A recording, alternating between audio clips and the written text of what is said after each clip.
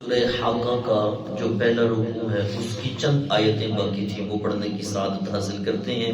کل ہم نے وہ آیات پڑھی جن آیات میں اللہ تعالیٰ ان لوگوں کے بیان کو درج فرما رہا ہے جن کے دائیں ہاتھ میں ان کا نامہ اعمال پیش کیا جائے گا۔ اب وہ دوسرے جو ہوں گے جن کے بائیں ہاتھ میں نامہ اعمال پیش کیا جائے گا، ان کی کیا کیفیت ہوگی، وہ کس حالت میں ہوں گے اور کیا ان کا حال ہوگا۔ اللہ تعالیٰ چونکہ عالم الغیب والشہادہ ہے، وہ گزرے ہوئے کل کو بھی جانتا ہے، آنے والے کل کو بھی جانتا ہے، اور ہر چیز کا علم ہے میرے سونے اللہ کے پاس۔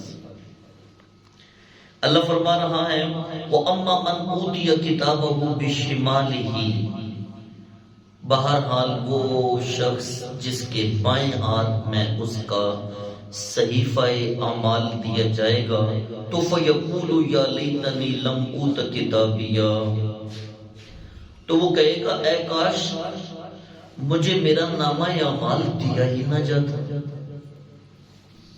یہ نامہ اعمال اب کیا ہوگا میرے ساتھ، کاش کہ مجھے دیا ہی نہ جاتا۔ وَلَمْ أَدْرِ مَا حِسَابِيَهْ، اور میں نہ جانتا کہ میرا حساب کیا ہے۔ جب وہ دیکھے گا نا اپنا کڑا حساب، تو اب تو دینا پڑے گا، اب تو ہر اس چیز کا حساب دینا پڑے گا جو کچھ میں کر کے آیا۔ اب تو مجھے اپنے عملوں کا حساب دینا پڑے گا، جو وقت گزارا ہے اس وقت کا حساب دینا پڑے گا، جو روپیہ خرچ کیا ہے ان روپوں کا حساب دینا پڑے گا، جو زیادتیاں کی ہیں رشتہ داروں کے ساتھ ان کا حساب دینا پڑے گا، جو چلاکیاں کی ہیں، جو مکاریاں کی ہیں، اور جو کچھ میں کرتا رہا ہوں ان سب کا حساب دینا پڑے گا۔ وہ کہے گا وَلَمْ أَدْرِ مَا حِسَابِيَهْ، کاش کہ میں اپنے حساب کو جانتا ہی نہیں۔ یا لیتہا کانت القاضیہ، اے کاش مجھے میری موت نے ہی ختم کر دیا ہوتا۔ یہ کیا ہو گیا؟ وہ یہ کیا کہہ رہے ہیں، کاش مجھے میری موت نے ہی ختم کر دیا ہوتا، وہی میرا قصہ ختم کر چکی ہوتی۔ موت تو ختم کر دیتے ہیں، وہ کیا کہہ رہے ہیں؟ قرآن یہ کہہ رہا ہے کہ وہ بندہ کہے گا کاش کہ مجھے میری موت ختم کر دیتی، میرا قصہ ہی تمام ہو جاتا۔ پتہ چلا قرآن کی اس آیت سے موت قصہ ختم نہیں کرتی جناب، موت تو قصہ شروع کرتی ہے۔ موت تو ایسا قصہ شروع کرتی ہے جو پھر قصہ ختم ہونے والا نہیں ہوتا۔ اچھی زندگی ہے تو اچھے قصے شروع کر دیتی ہے، بری زندگی ہے تو برے قصے شروع کر دیتی ہے۔ اچھی زندگی گزاری ہے تو نہ ختم ہونے والے اچھے قصوں کی ابتدا ہو جاتی ہے، اور اگر بری زندگی گزاری ہے تو برے قصوں کے دیکھنے کی انتہا ہو جاتی ہے، اور انتہا بھی ایسی جو نہ ختم ہونے والی ہو۔ وہ پہلے کہے گا کاش کہ مجھے صحیفہ اعمال دیا ہی نہ جاتا، پھر وہ کہے گا کاش کہ میں اپنے حساب کو جانتا ہی نہ، پھر کہہ رہا ہے کاش کہ میری موت ہی میرا قصہ تمام کر دیتی۔ ما اغنا عنی مالیہ، میرا مال مجھے کوئی کام نہیں آیا۔ حالک عنی سلطانیہ، آج تو میرا سارا دبدبا جاتا رہا، میرا سارا زور ختم ہو گیا۔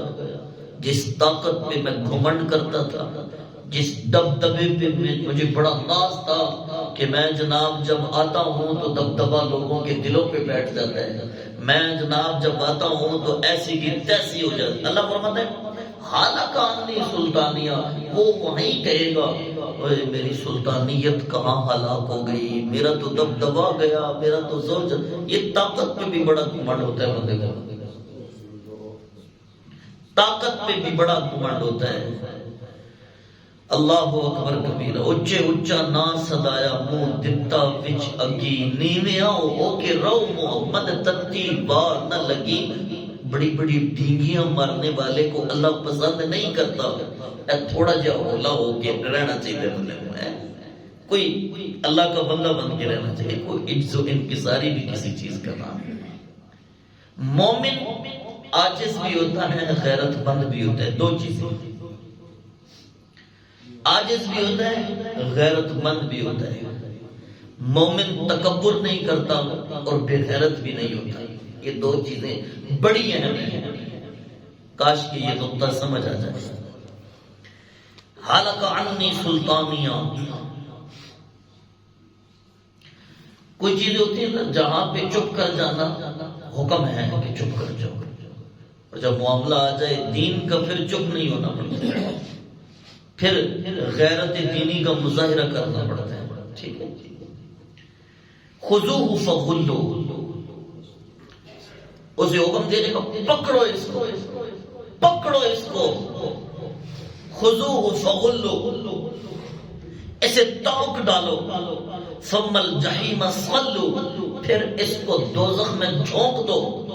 ثم فی سلسلۃ ذرعها 70 ذراعا فاسلکوہ, پھر اس کو ایسی زنجیر میں ٹانگا جائے گا, لٹکایا جائے گا جو زنجیر 70 ہاتھ پیمائش کی لمبائی کی ہوگی. ایسی زنجیر میں ڈالا جائے گا. اچھا سنیں, جس وقت گناہگاروں کو, ان کفار کو, اللہ پہ ایمان نہ لانے والوں کو حکم دیا جائے گا پکڑو اس کو, تو 100 فرشتے اس کو پکڑنے کے لیے بھاگیں گے. پکڑا اس کو. پھر جس وقت اس کو توق میں ڈالا جائے گا, توق ڈالا جائے گا, پھر جو زنجیر ہے وہ 70 ہاتھ ضروری نہیں. 70 ہاتھ تو عرب میں ایک معاملہ ہے نا. ہم بھی کہتے ہو تنوں میں 70 بار ہی سمجھایا ہے, تو پھر بھی نہیں سمجھی. قرآن میں بھی ہے نا, ان تستغفر لهم 70 مرۃ فلن یغفر اللہ لهم. محبوب آپ ان منافقوں کے لیے 70 مرتبہ دعا کر لیں, ہم نے ان منافقوں کو معاف نہیں کرنا. یہ تیرے ساتھ منافقتیں کرتے ہیں نا. تو یہ 70 مرتبہ, یہ جو 70 کا لفظ ہے, یہ عربی میں ایک کہاوت ہے, مشہور ہے, وہ بولتے ہیں یہ لفظ. ورنہ جو فرمان مبارک ہے وہ یہ ہے کہ ایک ہی لمبی زنجیر ہوگی اور سارے مجرموں کو اسی زنجیر میں جکڑ کے دوزخ میں جھونکا جائے گا نا جب, تو پھر ان کی چیخ و پکار ہوگی. اللہ رب العزت اپنی پناہ نصیب فرمائے. اور جب اس کو وہاں پہ جھونکا جائے گا, اللہ فرمائے گا انہ کان لا یؤمن باللہ العظیم, بے شک یہ عظمت والے اللہ پر ایمان نہیں رکھتا تھا. ولا یحض علی طعام المسکین, اور مسکین کو کھانا دینے کی رغبت نہیں رکھتا تھا. دو چیزیں, اللہ پہ ایمان بھی نہیں, مسکین کو کھانا کھلانا نہیں. کھانا کھلانا تو دور کی بات نہ, راغب نہیں تھا, رغبت بھی نہیں تھی مسکین کو کھانا کھلانے کی. اگر رغبت نہ ہونا بھی اتنا بڑا جرم ہے تو کھانا نہ کھلانا کتنا بڑا جرم ہوگا. صوفیاء کا طریقہ رہا ہے, اولیاء کا طریقہ رہا ہے. آج بھی ان کے مزاروں پہ لنگر چل رہے ہیں اور مسکین غریب کھانا کھا رہے ہیں. رسول اللہ صلی اللہ علیہ وآلہ وسلم نے ارشاد فرمایا, اسلام کا سب سے بہترین عمل یہ ہے کہ کھانا کھلایا جائے, کسی کو کھانا کھلایا جائے, اپنا ہو پرایا ہو, ماننے والا ہو نہ ماننے والا ہو, کھلانا یہ اسلام کا سب سے حسین عمل ہے. اچھا آگے فرمایا فلیس لہ اليوم ہاہنا حمیم, آج اس کا بھائی کوئی دوست نہیں ہوگا. ولا طعام الا من غسلین, اور نہ اس کے لیے کوئی کھانا ہوگا سوائے دوزخیوں کی پیپ کے. لا یأکلہ الا الخاطئون, اس سے کوئی نہیں کھائیں گے سوائے خطا کاروں کے. جو گناہگار خطا کار ہوں گے وہ دوزخیوں کے پیپ سے کھائیں گے. آج کا یہ درس قرآن مکمل ہوا. اللہ تعالی ہمیں دوزخ کے عذاب سے حفاظت عطا فرمائے اور ایسے کام کرنے کی توفیق عطا فرمائے کہ پروردگار کی جس میں رضا ہو. یہ نہیں کہ بندہ جناب کام بس شروع کی رکھے دوسرے لک بنا رکھے وہ جناب نہیں. اللہ مننی تو میں تیری ہے کہ نہیں, لیکن پھر بھی جنت کا خواہش مند ہو. جب رب بتا چکا ہے کہ یہ چیزیں ہیں پھر بندے کو بھی بندہ بن ہی جانا چاہیے جلدی. اللہ ہمیں عمل کی توفیق عطا فرمائے. وما علیہ الا البلاغ.